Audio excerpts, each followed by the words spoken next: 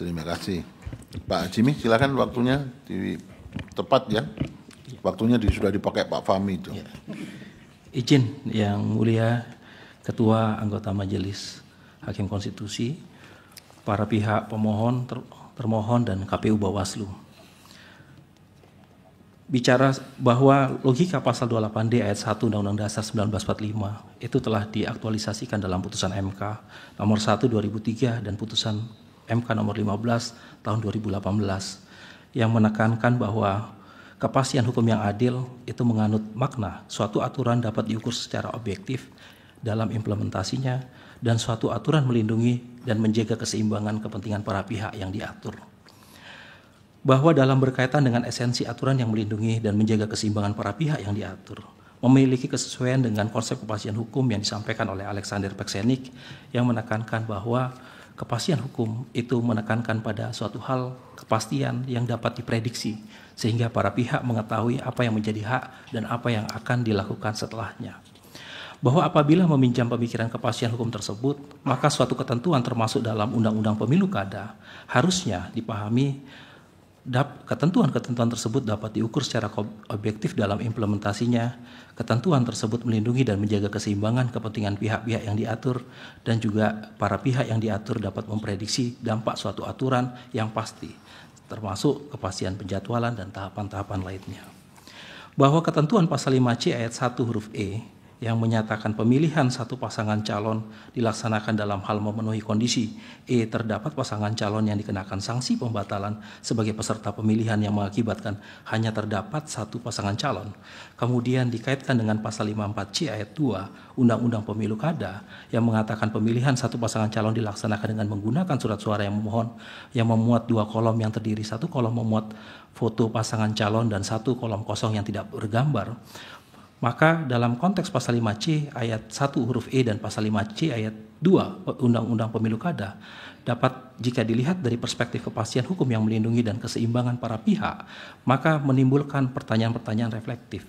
Apakah yang menjadi ukuran batasan waktu terhadap keberlakuan pasal 54C ayat 1 huruf E dan pasal 54C ayat 2 Undang-Undang Pemilu Kada? Atau apakah tidak ada ukuran batas waktu terhadap perubahan kolom pasangan calon yang dibatalkan diganti dengan kolom kosong yang tidak bergambar?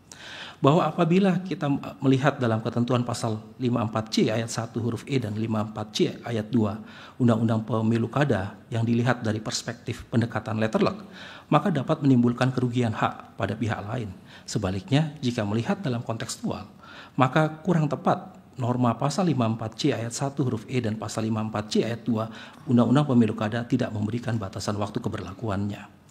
Bahwa jika melihat pasal 54C ayat 1 Undang-Undang Pemilu Kada konstruksinya, maka terdapat dua klasifikasi.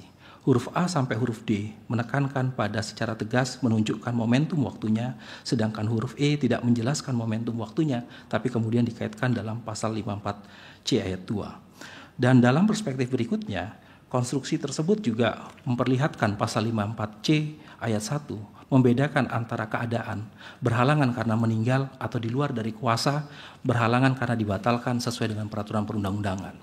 Kedua klasifikasi ini menjadi tidak tepat jika pasal 54C ayat 2 Undang-Undang Pemilu Kada yang tadi sempat dibacakan diartikan secara letterlock tersebut diberlakukan bagi dua keadaan. Keadaan karena di luar kuasa dan keadaan dikarenakan satu kesalahan atau tindakan yang berdasarkan oleh peraturan perundang-undangan berupa sanksi hukum. Bahwa ketentuan pasal 54C ayat 1 huruf E tidak menjelaskan waktu. Bisa dipahami Undang-Undang Pemilu Kada membedakan antara berhalangan dikarenakan berhalangan tetap dan alasan berhalangan karena hukuman pelanggaran. Apabila kita kaitkan dengan satu ilustrasi, maka paslon A dan paslon B setelah ditetapkan mulai melakukan aktivitas kampanyenya di suatu ketika karena kesalahan paslon A yang melakukan tindakan pelanggaran peraturan perundang-undangan maka didiskualifikasi, sedangkan waktu sisa 2 minggu atau 14 hari pemungutan suara yang harusnya sangat berarti bagi paslon B dengan menyelesaikan perjuangan tiba-tiba harus mengulang proses pengadaan surat suara dan sebagainya. Dari contoh ini menghadirkan pertanyaan reflektif. Apakah kesalahan paslon A yang melakukan tindakan bertentangan dengan hukum mengakibatkan hilangnya hak paslon B untuk melanjutkan aktivitas kegiatan penyelenggaraan pemilunya yang tersisa 14 hari dan merupakan harapannya untuk menyelesaikan pemilu kada. Jika ini terjadi, maka aspek kepastian hukum dari keseimbangan para pihak menjadi tidak terpenuhi. Bahwa jika meminjam pemikiran Hans Kelsen, terdapat salah satu poin yang menjelaskan terkait dengan pemikirannya, yakni sistem norma terkoordinasi dengan norma lainnya. Berangkat dari logika pemikiran Hans Kelsen, bahwa sistem norma yang terkoordinasi dengan norma lainnya seharusnya ketentuan pasal 54A ayat 2 pemilu kada dapat memberikan pemahaman terhadap batasan tindakan administratif demi kepentingan para pihak.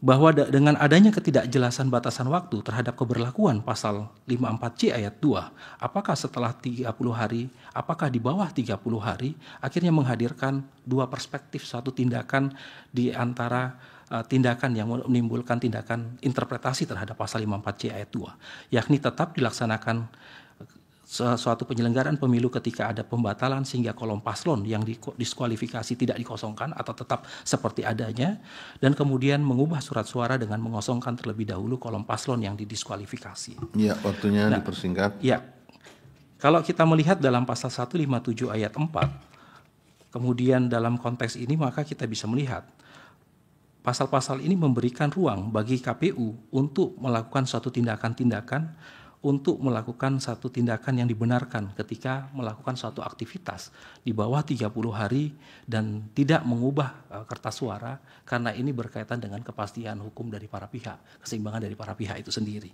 Dan itu kita bisa lihat dari beberapa pasal dalam konteks ini, pasal 157 dalam pasal 154 angka 12 seperti tadi dijelaskan oleh ahli sebelumnya, yang menekankan bahwa angka 30 hari merupakan angka yang logis, waktu yang kemudian untuk memperbaiki hal-hal yang sifatnya administratif itu harus ada batasannya. Oleh sebab itu dalam konteks ini, ketika suatu tindakan dari KPU Banjarbaru untuk melakukan suatu tindakan yang meneruskan tanpa mengubah kertas suara adalah tindakan yang dibenarkan secara hukum. Nah, di samping itu berkaitan dengan legal standing, ketika kita bicara soal hukum acara, maka dalam konteks ini yang sudah diatur dalam PMK 3 2024 patutnya menjadi pegangan dan panduan. Oleh sebab itu saya mengutip satu asas in claris non fit interpretatio, ketika bicara soal hukum acara maka penekanannya adalah kepastian, maka asas in claris non fit interpretatio, hal-hal yang lain yang sudah diatur secara jelas harus itu dijalankan. Nah, oleh sebab itu hukum acara menjadi hukum yang harusnya diikuti. Saya kira demikian, terima kasih. Baik, terima kasih Pak Jimli.